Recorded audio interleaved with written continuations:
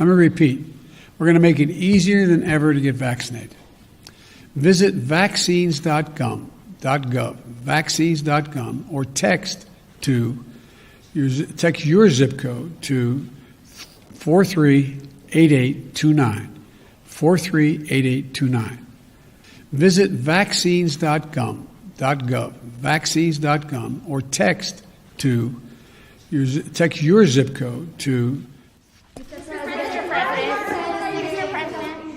Mr. President, how much harder will this next phase be for the vaccination campaign?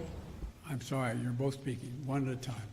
Okay, Mr. President, where are you sending the AstraZeneca doses first? What will be the criteria? Countries like India or Brazil that needs the most, or will be to We're helping Brazil. We're helping India significantly. I spoke to Prime Minister Modi.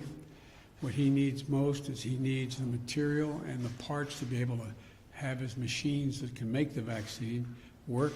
We're sending them that. We're sending them oxygen. We're sending them a lot of the precursors. So we're doing a lot for India. With regard to the AstraZeneca vaccine, which we have sent that vaccine to Canada and to Mexico, and there are other countries that we're talking to now. As a matter of fact, I talked to a head of state today. I'm not prepared to announce who else we'll be giving the vaccine to, but we are going to, by the 4th of July, have sent about 10% of what we have to other nations, including some of the ones you mentioned.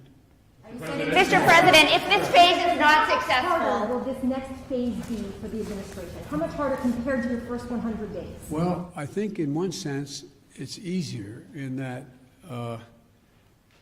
it's up to convincing the American people rather than guaranteeing them we'd have the supply for them. So that was really hard. It was really hard to get from, as that old expression, 0 to 60 miles an hour. It was very hard to get from a very low count to 600 million vaccines and then set up all the logistics. But I think what's going to happen, it's my prayer, that more and more people who get vaccinated are going to be listening to people who they love and are around, and they're going to say, why don't you just go ahead and do it? And there's some evidence. We still had a good dose of vaccine being administered the last 2 weeks, and it's still moving. But we know we're going to get to a place where the doubters exist, or the people who just are, I don't want to say lazy, just not sure how to get to where they want to go. It's going to be hard. So we're going to keep at it. We're going to keep at it. And I think the end of the day, most people will be convinced by the fact that their failure to get the vaccine may cause other people to get sick and maybe die. Mr. President, if this phase... Let me finish here, okay? I promise I'll get to you. Okay, thank you. And so it's, in one sense, it's harder. I mean, it's easier because I don't have to put together this massive logistical effort. But in the other sense, it's harder. It's beyond my personal control. I could not control, but I could arrange and make sure those other things happened if we did it well. I think we did. But it's going to be harder. Yes, ma'am. Thank you. If this phase is not successful, are there any circumstances under which you would require the vaccine for people to do certain things like travel? And if not, what more can you do beyond this? Well, I'm not going to, I'm one of these guys who thinks positively and not negatively. So there's more that we can do. One of the things we can do is we can continue to produce more of the vaccine, work harder to get it available to more people, and export a lot of that to help. Secondly, whether we're going to, I think that we're going to continue to, we're going to continue to try to bring in and effectively spokespersons to represent communities that in fact people listen to. And it's going to get more granular, I think, rather than large. The likelihood of us being able to get, 100,000 vaccinations in a week at a major site is getting harder and harder. There's those people desperately wanting to get the vaccine. So I think we're going to make some real progress here. We'll see, but we're going to keep at it.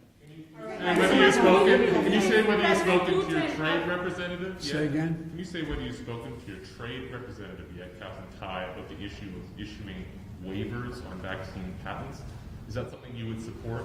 Well, we're going to decide that as we go along. I haven't made that decision yet. And would you consider ordering more doses from Pfizer and Moderna? We are.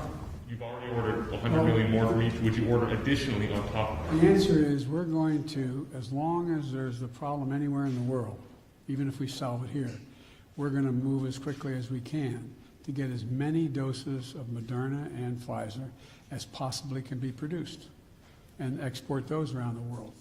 Yes, ma'am. This is the last question. Mr. President, thank you. Are you planning to meet President Putin during your trip, your upcoming trip in Europe? Is there a meeting that you're planning to have with him? With whom? With President Putin? That is my hope and expectation. We're working on it. Thank you. Mr. President, why isn't your goal higher for vaccinations? The U.S. is currently administering about 1 million first doses per day. 35 million, we need about 35 million new people to hit 70%. Why not set that target for 75% or 80% of the population? Well, I'd like to get it 100%, but I think realistically we can get to that place between now and July 4th. And by the way, it's not like July 4th, the doors close. It's just I picked July 4th to try to get to a place where we get back closer to normal.